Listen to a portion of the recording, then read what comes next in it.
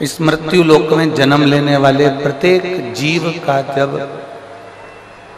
माता के गर्भ में आगमन होता है, माता के गर्भ में जब वो आता है,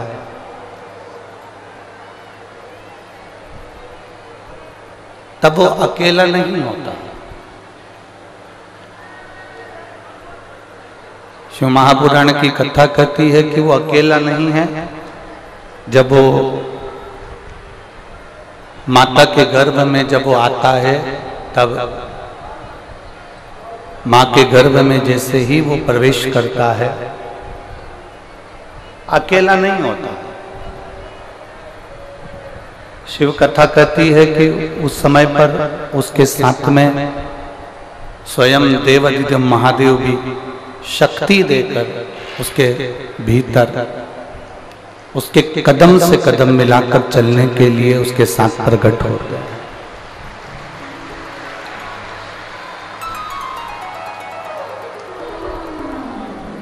और मानव का शरीर, मनुष्य की देह, मानव का शरीर, मनुष्य की देह, ये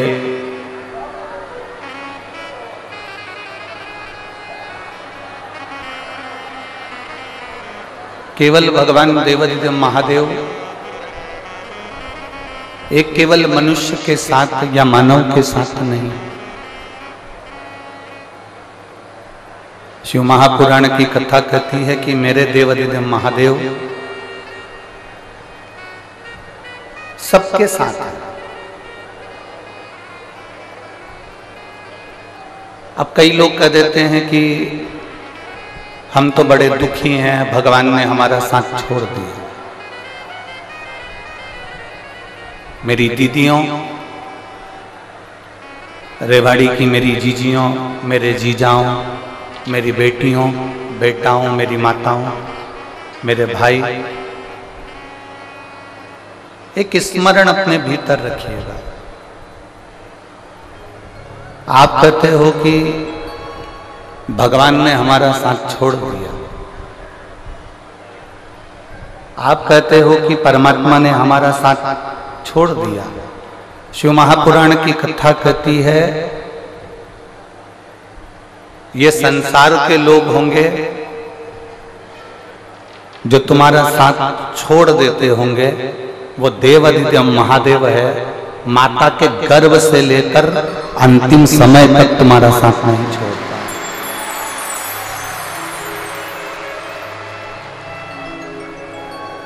और एक बात और अच्छे से अपने भीतर उतार कर रखना, लोग कहते हैं कि ये मरने के बाद नरक जाएगा या स्वर्ग जाएगा, ये दुनिया के लोग बात करते हैं। ये दुनिया के लोग कहते हैं कि ये नरक जाएगा, ये स्वर्ग जाएगा, ये नरक में जा गिरेगा, ये स्वर्ग में गिरेगा। ये दुनिया के लोग बात करते रहते हैं। ये दुनिया के लोग कहते रहते हैं कि ये नरक जाएगा, ये स्वर्ग जाएगा। आप में से अगर कोई आपके रिश्तेदार स्वर्ग में गए हों तो उनसे एक पत्र लिखवा के मंगवा लो कि स्वर्ग में एसी का रूम है, कि 4 बेड लगा है, कि डबल बेड लगा है, कि वहां पर 4 व्हीलर गाड़ी है, कि रथ है, कि बग्गी है। और आपके ही कोई रिश्तेदार अगर नरक में गए हों तो वहां से भी पत्र लिखकर बुलवा लो कि वहां पर ये तकलीफ भोगना पड़ रही है। शिव महापुराण की कथा में अमरनाथ जी की गुफा के अंदर माता पार्वती जी जब भगवान शंकर से प्रश्न करती हैं, और माता पार्वती जी ने भगवान देवादिदेव महादेव से प्रश्न किया कि संसार में जन्म लेने वाला व्यक्ति, संसार में जन्म लेने वाला मनुष्य स्वर्ग जाता है, नरक जाता है, स्वर्ग का सुख भोगता है, नरक का दुख भोगता है। भगवान शंकर पार्वती जी से कहते हैं, पार्वती, अगर संसार में जन्म लेने वाला व्यक्ति, संसार में जन्म लेने वाला मनुष्य यदि 1 लोटा जल मुझे समर्पित करता है तो ना उसे नरक का भोग भोगना पड़ता है, न उसे स्वर्ग जाने की लालसा होती है। वो मेरे कैलाश में मेरे साथ में विराजमान रहता है,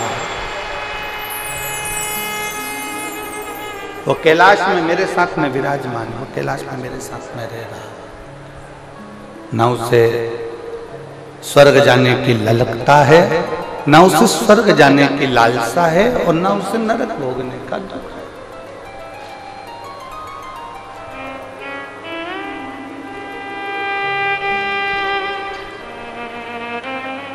कई लोग कह देते हैं, कोई अगर पूजन कर रहा है ना, कोई थोड़ी सी पूजन कर रहा है और पूजन में बच्चे ने गलती कर दी,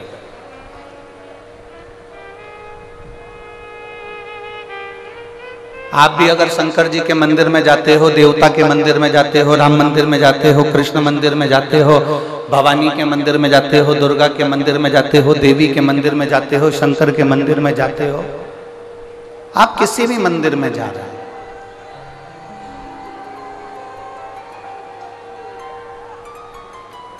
आप किसी भी मंदिर के अंदर प्रवेश कर रहे हैं, आप किसी भी मंदिर के अंदर जा रहे हैं, छोटे छोटे बच्चे उस मंदिर में दर्शन करने आ रहे हैं, छोटे छोटे बच्चे उस मंदिर में पूजन करने आ रहे हैं। बोलो, आप लोगों ने दर्शन करे ऐसा कि छोटे छोटे बच्चे आपके आसपास में जो शिवालय हैं, देवालय हैं, शंकर के मंदिर हैं, भगवान शिव के जो मंदिर हैं, वहां छोटे छोटे बच्चों का आपने दर्शन किया हो, वो भगवान का पूजन कर रहा है।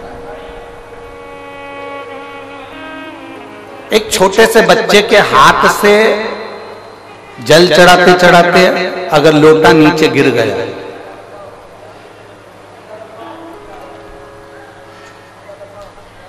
छोटे से बच्चे के हाथ से अगर जल चढ़ाते चढ़ाते एक छोटा सा बच्चा जल चढ़ा रहा, उसके हाथ से लोटा गिर गया, उसके हाथ से जल का पात्र गिर गया, उसके हाथ से जल का कलश नीचे गिर गया। छोटा सा बच्चा बेलपत्र चढ़ा रहा है, बेलपत्र चढ़ाते चढ़ाते उसके हाथ में जो बेलपत्र रखी है वो पूरी की पूरी दब गई, बेकार हो गई, मुड़ गई, टूट गई, और उसने भगवान शंकर को चढ़ा दिया। जरा सावधानी से सुनना कथा।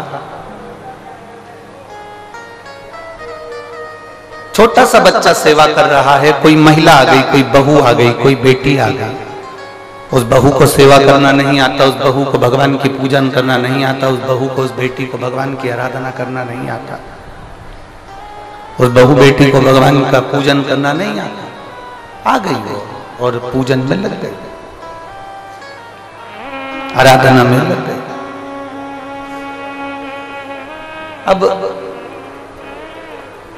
मान लो उससे कोई गलती हो रही है, मान लो उस बच्चे के हाथ से लोटा गिर गया, मान लो उस बच्ची के हाथ से लोटा गिर गया, मान लो बहू पूजन कर रही थी, उससे कुछ गड़बड़ी हो गई, बेटी पूजन कर रही थी, उससे कोई गड़बड़ी हो गई, कोई बच्चा पूजन कर रहा था, उससे कोई गड़बड़ी हो गई, कोई पूजन में त्रुटि हो गई। तो मेरा निवेदन इस व्यासपीठ से है कि जितने बड़े बड़े लोग जिनको पूजन करना आती है, जिनको आराधना करना आती है, जिनको अर्चना करना आती है, उनसे निवेदन है उस बच्चे को लोटा गिरने पर, उस बच्चे को गलत पूजन करने पर, उस बच्चे को कहीं त्रुटि वाली पूजन करने पर भी मेरा घर के बड़ों से निवेदन है उसको डांटने का प्रयास मत करना, क्योंकि वो अभी अभी जुड़ा है, वो अभी अभी जुड़ा है।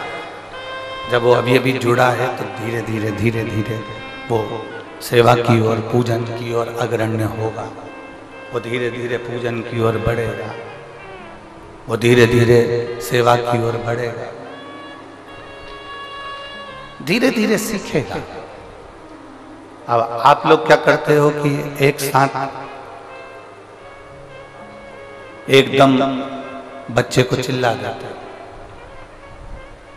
जरा सी गलती हुई, जरा सी गड़बड़ी हुई और आपने बच्चे को चिल्लाया, जरा सी गलती हुई, जरा सी गड़बड़ी हुई और आपने बच्चों को चिल्लाना प्रारंभ कर ना।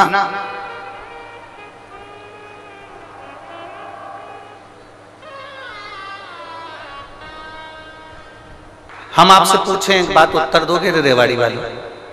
अरे बोलो तो जम के।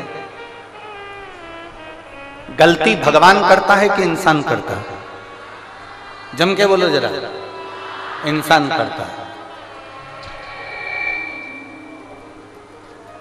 गलती भगवान नहीं करता, गलती इंसान करता है।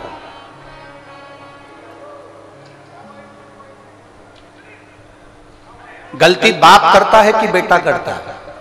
जम के बोलो जरा। बेटा। माफ कौन करता है? बाप। आपने अगर गलती कर भी दी है, आपसे अगर कोई गलती हो भी गई है, मान लो जल की जगह तुमने दूध चढ़ा दिया, दूध की जगह दही चढ़ा दिया, दही की जगह तुमने जल चढ़ा दिया, मान लो चंदन लगाना था तुमने चावल लगा दिया, चावल की जगह अबीर लगा दी, अबीर की जगह गुलाल लगा दी, मान लो बेलपत्री की जगह फूल चढ़ा दिया, फूल की जगह बेलपत्र चढ़ा दी, तो ये चिंता मत करना कि मुझसे कोई गलती हो गई। याद रखना वो तुम्हारा बाप है और बाप अपने बच्चों की गलतियों को माफ कर सकता है। पिता अपने बच्चों की गलतियों को माफ करता चले जाता है, बाप अपने बच्चों की गलतियों को माफ करने की उसकी आदत बनी हुई। वो तो केवल इतना कहता है कि तुम कैसे भी आओ मेरे करीब, कैसे भी आओ।